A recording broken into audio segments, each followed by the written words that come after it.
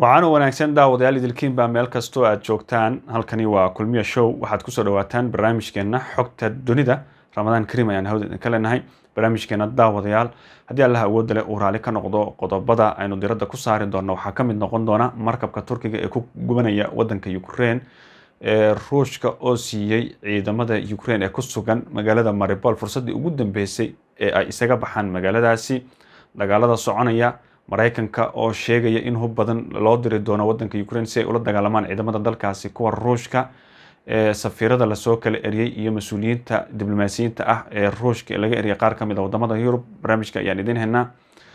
daawadayaal mar kale soo dhawaada. daawada fadlan haddii aad nagu cusub tahay waxaan kaa codsanayaa inaad muuqaalkan inoo sii share gareyso, sidoo kalena haddii aad dhanka Facebook naga daawanayso soo follow garee, haddii aad dhanka YouTube ka nagala socotana channelka noo soo subscribe garee. mahadsanid. barnaamijkeenu guda galeynaa wararka ka imaanaya wadanka Ukraine gaar ahaan magaalada Mariupol waxa ay sheegayaan in halkaasi ay ka jirto xabad joojin Ruushka uu sameeyay maanta oo Talaado ah. waxaana Ruushka uu sheegay in maanta ay tahay fursadii ugu dambeysay ee ay siinayaan ciidamada wadanka Ukraine ee halkaasi muddada labada bil ku dhow ka dagaalamayay tan iyo markii dagaalku uu ka bilowday dalka Ukraine gaar ahaan magaalada Mariupol iyo agagaarkeeda. ciidamo badan oo Ukraine ayaa halkaasi ku sugnaa oo iska difaacayay ciidamada wadanka Ruushka, waxaana halkaasi ka dhashay khasaaro isugu jirta dhimasho iyo dhaawac. haddaba wararkii ugu dambeeyay waxa ay sheegayaan in Ruushka uu warkama dambaysa siiyay ciidamadan waa kuwa Ukraine. wasaaradda difaaca ee wadanka Ruushka qoraal soo saartay maanta waxa ay ku sheegtay gelinkii hore in maanta oo Talaado ah ay haystaan ciidamada wadanka Ukraine inay isaga baxaan magaalada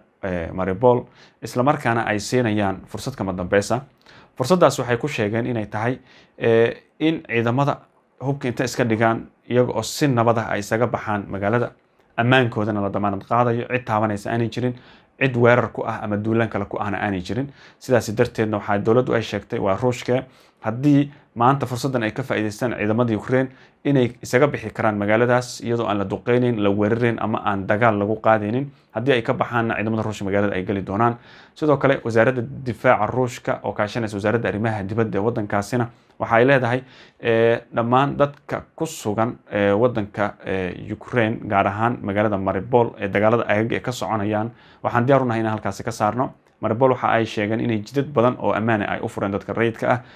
dadka ajaanibta ahna si gaara il gaara lagu hayn doono oo magaaladaasi laga badbaadin doono. dadka rayidka ee reer Ukraine iyaguna ay u furan tahay laba wado inay kala doortaan, ama inay aadaan goobaha Ruushku gacanta uu ku hayo ama sidoo kale inay aadaan goobaha kale ee ciidamada Ukraine ay ku sugan yihiin. geesta kalena warar goordhow soo dhacay waxa ay sheegayaan in ciidamada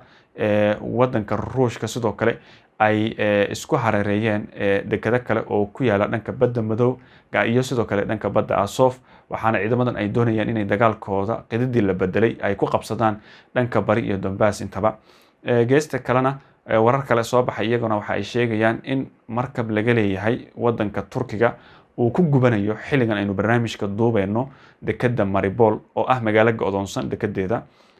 markabkan dal kale calankiisa ayuu ku safraya ilaa hadda nalooma xaqiijin ama warbaahinta ma aysan xaqiijin dalka kale calankiisa uu ku safrayo. hase ahaatee markabka waxaa laga leeyahay wadanka Turkiga waa uu gubanayaa. waxaa la leeyahay waxaa haleelay madaafiic lagu dhuftay markabkan inay ciidamada Ukraine ku dhufteen ama inay ku dhufteen ciidamada wadanka Ruushka midkoodna lama oga oo weli waxaa soconaya baaritaanka. markabkan weli waa uu sii basbeelaya. sidoo kale waxaa soconaya dadaalada la doonayo in lagu badbaadiyo badmaaxinta markabkaasi la socotay iyo sidoo kale shaqaalaha kale ee markabka saaran intaba. dhinaca kalena haddii aynu eegno dowladda Ruushku waxa ay ka soo horjeesatay oo waxba kama jiraan ay ku tilmaantay eedeyn dhowaan loo jeediyey oo ku saabsan in magaalada Boja ay ku dileen dad rayid ah kadib markii dhowaan la soo bandhigay sawirro iyo muuqaalo argagax badan, meedad tiro badan oo daadsan wadooyinka magaaladaas oo la leeyahay ciidamada Ruushka ayaa dadkan laayay oo qaarkood dadka gacmaha ayaa laga xiray, madaxa ayaa laga toogtay. warbaahinta reer galbeedka ayaa muuqaaladan aad uga booninaysay. afhayeen u hadlay aqalka Kremlinka ee looga arrimiyo wadanka Ruushka waxa uu sheegay in tani ay tahay mid la doonayo in lagu sii dadaansado Ruushka oo aan waxba ka jirin muuqaalada la soo bandhigayo, qaarkoodna ay u egyihiin kuwa la jilayo. sidoo kale waxa uu sheegay afhayeenka inay la yaab tahay iyaga oo 4 cisho ka maqan magaaladan hadda muuqaalada lagu soo bandhigay ama laga soo duubay muuqaalada argagaxa leh in la soo bandhigo oo waxa uu tilmaamay 4 cisho ka hor inaan muuqaaladaasi la arkin oo kadib la keenay taasna ay caddeyn u tahay in dowladda Ukraine ay qorshahan ama arrintan ay dana kale oo gaar ah ay ka leedahay isla markaana waxa uu tilmaamay inay muhiim tahay in arrintan la isla aado dhanka golaha ammaankana waxa uu arrintan maanta ka leeyahay kulan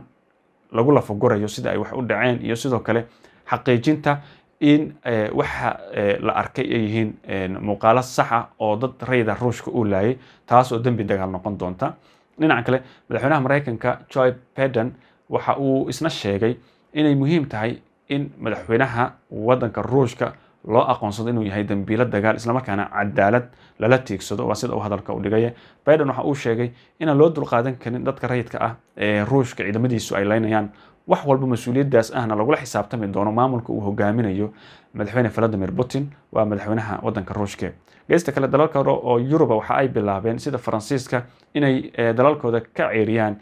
diblomaasiyiin sarsare oo Ruusha Faransiiska ilaa 40 diblomaasi ayaa lagu soo waramayaa in uu ka ceeriyay dalkiisa sababo la xiriira muuqaaladii la soo bandhigay ee dadka rayidka ahaa la sheegay in ciidamada Ruushku ay ku dileen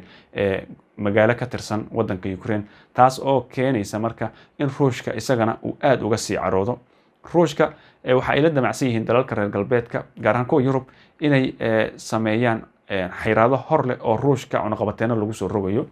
hase ahaatee Ruushka isagoo laftigiisu gaar ahaan madaxweynaha waddanka Ruushka Vladimir Putin maalintii shalay tahayd waxa uu saxiixay oo uu qalinka ku duugay in dhammaan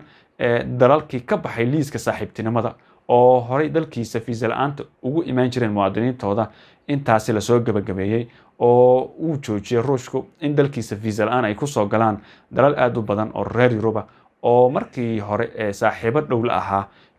Ruushka oo laga dhaafay in fiisa ay u soo qaataan waddanka Ruushka taasna waxay qayb ka tahay tallaabada dowladda Ruushka ay qaadayso dhinaca kale lacagta rubalka ee waddanka Ruushka waxa la leeyahay daawadayaal markan aad ayay u soo kabanaysaa oo bilowgii dagaalka iyo bishii ugu horeysay dagaalkaba sida ahayd oo ay ka soo kabatay kadib markii Ruushka uu go'aan ku gaaray in walxaha laga iibsanayo isaga lacagtiisa un looga iibsan karo haddii kalena la iska daayo taas oo keenta marka in lacagta Ruushku ay dib u soo noqotay dib u gobasho aad u weyn samaysay oo meesheedii hore ay ku soo laabatay isla markaana waxa ay ka dhigan tahay cunaqabateyntii reer galbeedku ay saarayeen waddanka Ruushka muddo badan la doonayay in lagu cadaadiyo inay meesha si tartiib uga baxayso sidoo kalena dalalka ku tiirsan gaaska iyo shidaalka Yurub waxa ay doonayaan iyaguna inay sameeyaan bal ugu yaraan bedel kale haddii ay heli lahaayeen iyaga oo taasina ay ku adag tahay inay degdeg bedelkaasi ku sameeyaan dhinacyadu waa Ruushka iyo dalalka reer galbeedka markan waxa ay u muuqdaan kuwa aad cadaadis isku saaraya Poland ayaa kamid ah